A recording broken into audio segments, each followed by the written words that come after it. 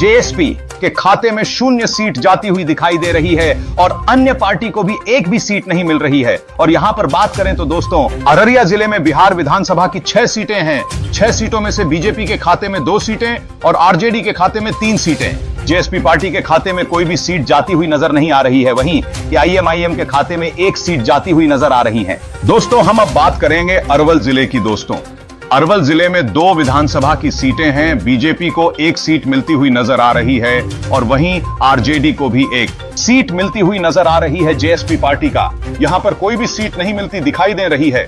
AIMIM को भी कोई भी सीट मिलती हुई नजर नहीं आ रही है। अब हम बात करेंगे मुंगेर जिले की। दोस्तों, मुंगेर जिले में 3 विधानसभा की सीटें हैं। तीनों विधानसभा सीटों पर रुझान आ चुका है। बीजेपी को बढ़त मिलती हुई दिखाई दे रही है। बीजेपी को 2 सीटें मिलती हुई नजर आ रही है, जबकि यहां पर आरजेडी को केवल 1 सीट मिल रही है। एसपी पार्टी को 1-1 सीट मिलती हुई दिखाई दे रही है। वहीं प्रशांत किशोर की पार्टी को 1 सीट मिलती हुई नजर आ रही है और अन्य किसी का यहां पर खाता तक नहीं खुल पा रहा है। दोस्तों, अब हम बात करने वाले हैं शेखपुरा जिले में विधानसभा की 2 सीटें हैं। शेखपुरा का एग्जिट पोल है।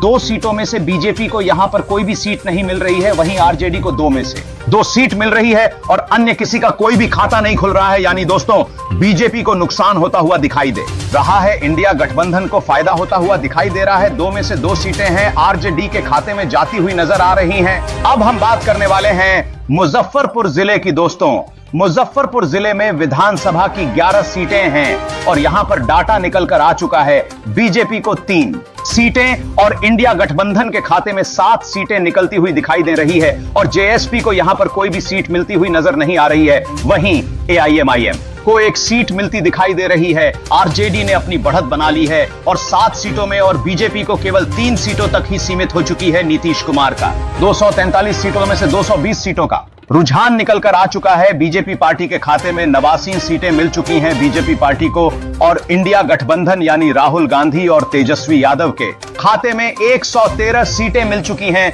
वहीं प्रशांत किशोर के खाते में 10 सीटें निकलकर जा चुकी हैं और एआईएमआईएम के खाते में 8 सीटें निकलकर चुकी हैं। अभी तक की सबसे बड़ी रिपोर्ट निकलकर आ चुकी है। 243 में से 220 सीटों के रुझान निकल चुका है और आपके सामने रिपोर्ट लाइव चल रही है। सभी को लाइव को शेयर कर देना है और दोस्तों, आप किस पार्टी का समर्थन करते हैं ये भी आपको लाइव में बताते रहना है और लाइक एंड सब्सक्राइब भी करते रहना है। अब हम बात करेंगे पूर्णिया जिले की। दोस्तों, पूर्णिया जिले में 7 सीटें हैं और 7 सीटों में से बीजेपी के खाते में 2 सीटें जाती हुई नजर आ रही हैं और उसको आरजेडी के खाते में 4 सीटें जाती हुई नजर आ रही हैं और यहां पर जेएसपी पार्टी का खाता भी नहीं खुल पा रहा है। एआईएमआईएम के खाते में 1 सीट जाती हुई नजर आ रही है। दोस्तों, हम बात करेंगे बक्सर जिले की।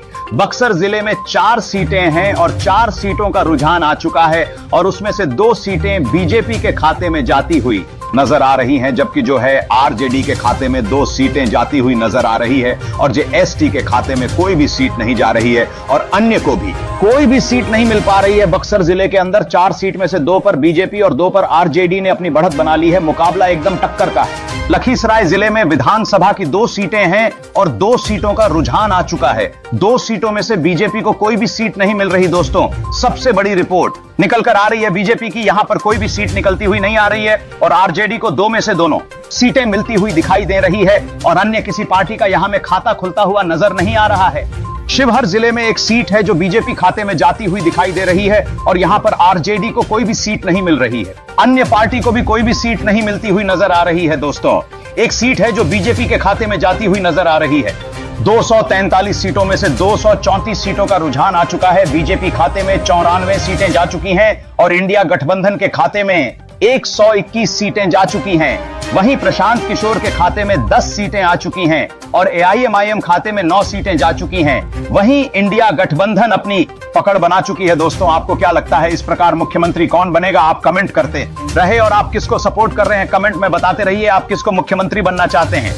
पश्चिम चंपारण जिले में विधानसभा की 9 सीटें हैं और 9 सीटों में से बीजेपी के खाते में 6 सीटें जाती हुई नजर आ रही हैं। बीजेपी 6 सीटों के साथ में बढ़त बनाए हुए हैं और इंडिया गठबंधन को 2 सीटों के साथ बढ़ रही है और जेएसपी के खाते में 1 सीट जाती हुई दिखाई दे रही है और अन्य किसी पार्टी को कोई भी सीट